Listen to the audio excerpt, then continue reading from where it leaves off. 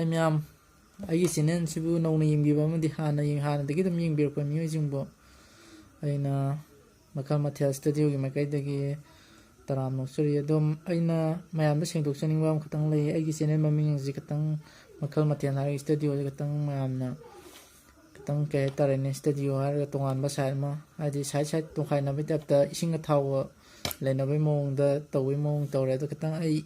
channel maramda jo tang ha ye duga mayam ki painting du sai yekpa ayamna loisile hozik aduga April ki ngasi date 7 8 9 date 9 da dei mayam gi do loiraga I video do thagacharagi inaupa gi saiduga inaupa saido heng namage tawbane ado kas mayam ai ki channel gi maming se makhal mathel habu di mayam na dum gyam tabiramani aduga studio habsina khogi studio habsi khogi ka amada khogi tawya ba khogi artisting ha samna habada photo editing gumba any man tawba dialogue oigira like poigira like padi id yawre ko adu like poigira mayam adum tawnare adum afam du studio na pet aina khangjabada adamai khangjai adu studio je ai gi ka sani sana design mayam do tang intro ke hadi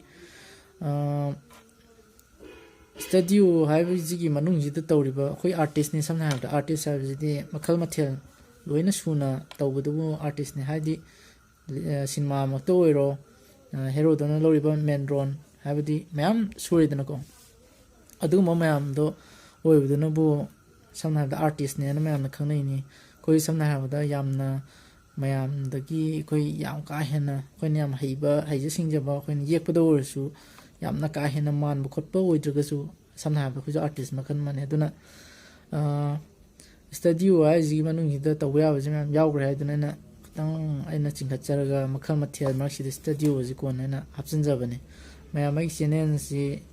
amamda musibiu aduga kai hani aduga mayamgi painting video sing adu ai hariban misida ai compulsory thagacharke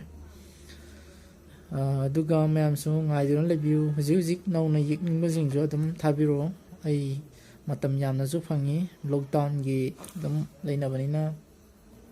yelakke mayam gi sewa gi dum tane mayam yak pian maduna ai ju pian bane ai gi ju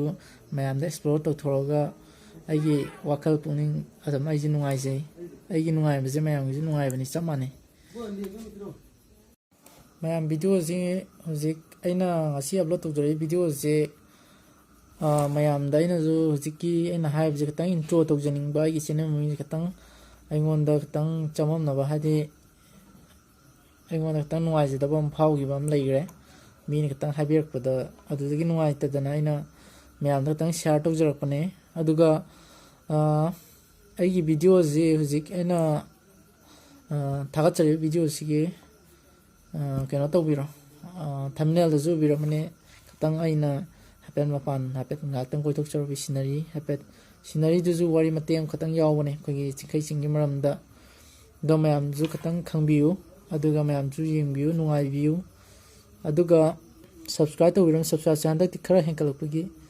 ai jism he masana dum da bane subscribe chi bu sum dum handar kadal di natte do henkalpaji dum tedi ai mayam gi yengning majang yamna interest phawe mayam gi tamo adom phanaba mayam tawjege adom manba mando dum mayam na katang ai request tawjari ai yam kain haiba natte ai ni yekpa khara du mayam na penbiraga penthok chawduna ai gi nungai boijege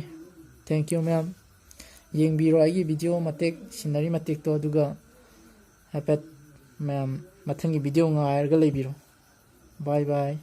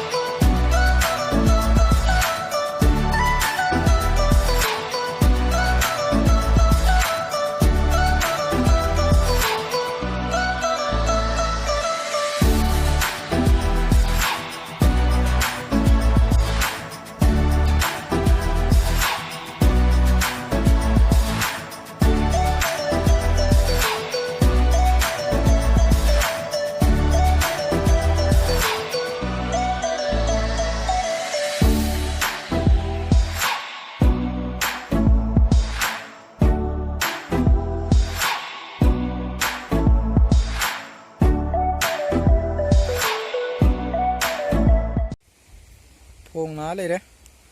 ꯁꯤꯒꯤ ꯅꯨꯡꯁꯤ ꯑꯩꯈꯣꯏꯒꯤ ꯍꯥꯟꯅ ꯑꯩꯈꯣꯏꯒꯤ ꯊꯥꯏꯅ ꯑꯩꯈꯣꯏꯅ class 3, 4 ꯀꯥꯏ ꯀꯥꯟꯗ ꯑꯩꯈꯣꯏ ꯁꯤꯗ ꯈꯣꯡꯒ꯭ꯔꯥꯎ ꯐꯤꯔꯣꯜ ꯌꯥꯝ ꯐꯧꯔꯝꯃꯦ ꯁꯤꯗ ꯑꯇꯩꯗꯁꯨ ꯃꯌꯥꯝ ꯐꯧꯔꯝꯃꯦ ꯁꯤꯒꯤ ꯅꯨꯡꯁꯤ ꯑꯩꯈꯣꯏꯒꯤ ꯑꯩ ꯍꯣꯔꯦꯟ ꯆꯤꯡ ꯑꯃ ꯎꯠꯂꯛꯀꯦ ꯃꯌꯥꯝꯗ ꯑꯗꯨꯗꯨꯒꯤ ꯆꯤꯡꯗꯨꯒ ꯃꯈꯥꯗꯀꯣ ꯑꯩꯈꯣꯏꯒꯤ ꯁꯤꯒꯤ ꯅꯨꯡꯁꯦ ꯅꯨꯡꯀꯣꯛꯄꯤꯁꯦ ꯅꯨꯡꯖꯦꯡꯁꯦ ꯃꯈꯥ ꯂꯣꯏ ꯁꯝꯅꯩ ꯍꯥꯏꯕ ꯑꯩꯈꯣꯏ ꯆꯤꯡꯈꯩ ꯆꯤꯡꯒ ꯑꯗꯣ ꯆꯤꯡꯗꯨꯁꯨ ꯍꯣꯔꯦꯟ ꯎꯠꯂꯛꯀꯦ ꯁꯤꯅ ꯅꯍꯥꯟ ꯑꯩꯅ ꯑꯩꯈꯣꯏꯒꯤ ꯂꯣꯛꯗꯥꯎꯟꯒꯤ ꯃꯔꯝꯗ ꯍꯥꯏꯐꯦꯠ ꯋꯥ ꯉꯥꯡꯗꯅ ꯀꯣꯏꯆꯠ ꯆꯠꯄ ꯊꯣꯡꯗꯣ ꯂꯩꯔꯦ ꯊꯣꯡꯁꯦ ꯑꯁꯤ ꯊꯣꯡꯁꯤꯅꯤ ꯑꯗꯣ ꯁꯤꯅ ꯑꯩꯈꯣꯏꯒꯤ ꯅꯨꯡꯀꯣꯛꯄꯤ